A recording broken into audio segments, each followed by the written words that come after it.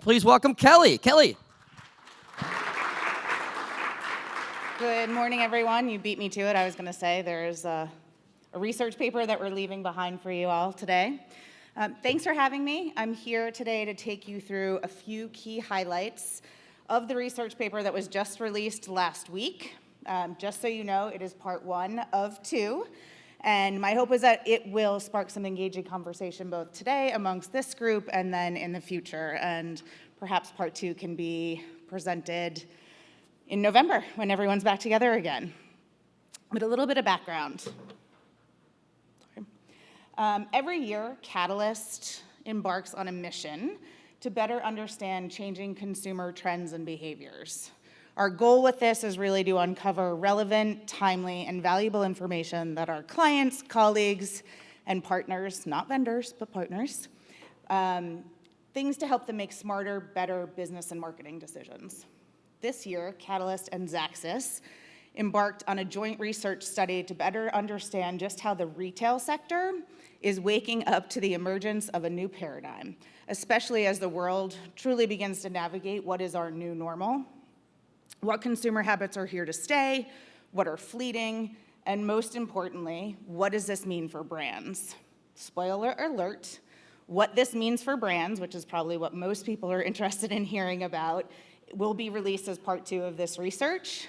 Just so you know, it will be going live on Tuesday, June 7th. So the single most important finding of this report really was that single platform customer journeys are answering the changing needs of brands, retailers, and consumers. Brands right now have more direct access to their customers. Retailers have the capability to deliver more direct results, and shoppers have more streamlined experiences. Retail media, which creates the environment for these journeys, right now operates as a win-win-win for everyone involved. The last 2 years, everyone who has presented so far in the past 28 hours has referenced what the past 2 years have done with us from a pre- and post-pandemic behavior perception. So what we know, every aspect of retail is changing, and it is changing very fast. Consumers are once again rethinking their shopping behaviors, and it's not just in response to the world opening up again, but also really the rise in the cost of living. The pandemic truly accelerated changes in consumer shopping habits. And what's interesting is we saw this across all age brackets, not just the younger demographic, or some would say the internet savvy, but across all age groups. The result of this is really that the world of commerce has blended, and there is a new retail paradigm. Consumers' post-pandemic shopping behaviors are fluid, they're flexible, and they're perfectly customizable to each individual. For them, omni-channel, or as one of my clients likes to say, a fancy term for consumer-led, means adopting whatever mix of in-store and online or collection and delivery best suits their need at any given moment, and changing that if it no longer works for them. As a result, we as marketers need to deliver a coherent, consistent experience at every single touch point, which is virtually impossible right now, and to be able to respond to every consumer interaction, no matter how fleeting. Easier said than done, for sure, but the opportunity is there. According to GroupM estimates, the world's largest CPG manufacturers grew their e-commerce revenue by 57% year over year in 2021. Not surprising, given the effects of the pandemic. The same report, however, projected that global e-commerce sales growth will be 19% in 2022, 16% in 2023, and 15% in 2024. Again, the opportunity for e-commerce is huge. Why? I'll take you through 5 quick takeaways. Number 1.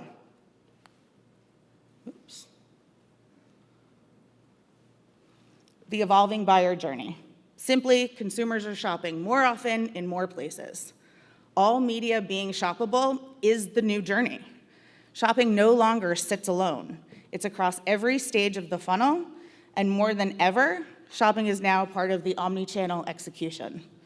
This is why brands like Hostess are planning the full funnel experience in totality. They can't afford to operate in silos as it's not the experience of consumers. And we've been talking about this for a long time. Consumers have been in control since Time magazine deemed you the person of the year in 2006. And think about how long ago that was, and we're still talking about consumers leading. We're still trying to catch up. Platforms are responding to both brand and consumer needs. The rise of retail media, what people can do on e-commerce sites, and targeted on other digital properties based on retail media, is shortening the consumer journey.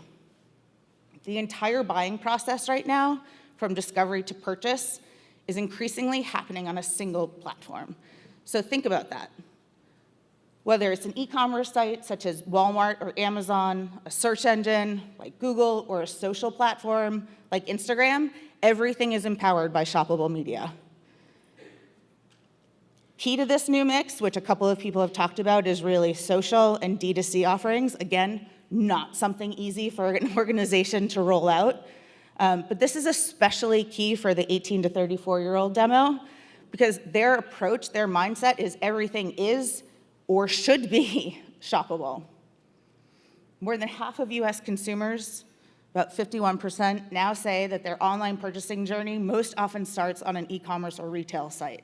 So think about that. I remember years ago, those of us in media being amazed that Amazon outpaced Google as the largest product search engine. But here we are. So really, it's never been more important to ensure an omni-channel presence to capture the attention of our consumers. There are more opportunities than ever before, and this was just discussed, to convert, increase your basket size, and most importantly, learn more about your consumers. Shopping, as we talked about, is a hybrid experience. Even 2 years after the pandemic has ended, 50% of shopping still occurs in store. And while this feels like a treat for a lot of people, consumers are also really reluctant to give up on the things that have made their lives easier over the past 2 years. We see this play out across many facets of life, from remote work, wanting to give up the time spent commuting to and from work. What that leaves, really, is brands have a healthy space to meet consumers not only in store, but across all digital properties.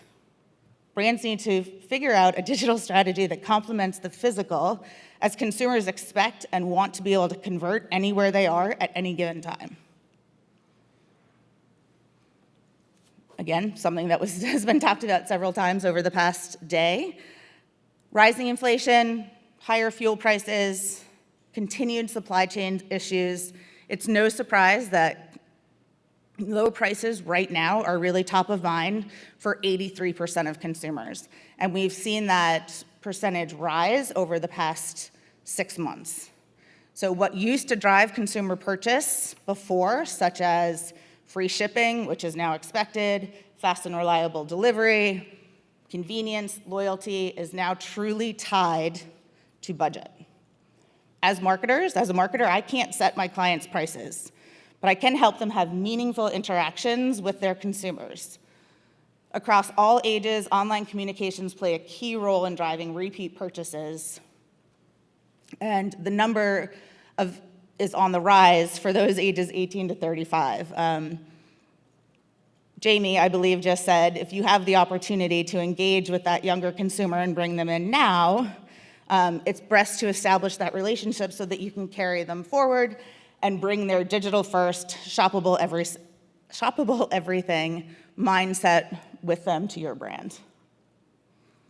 The good news, retail media right now is being well received. Attitudes to online advertising have nudged up from an already positive level, despite the ongoing privacy concerns that continue to be a topic of conversation. The biggest change in attitudes on e-commerce sites is seen amongst the over 55 population. Again, not the typical demographic that we're thinking about as being internet savvy, but we're seeing those ages 18 to 34 are also receptive to advertising on retail media. This is good news for us because it means we're doing our jobs well, and that overall the value exchange for our consumers is improving. I think we're on the right track as an industry, but again, this will continue to be a topic of conversation as privacy changes remain front and center. It's our job to make sure that we're delivering custom messaging to all of our consumers across all of their different channels in order to build and keep consumer trust.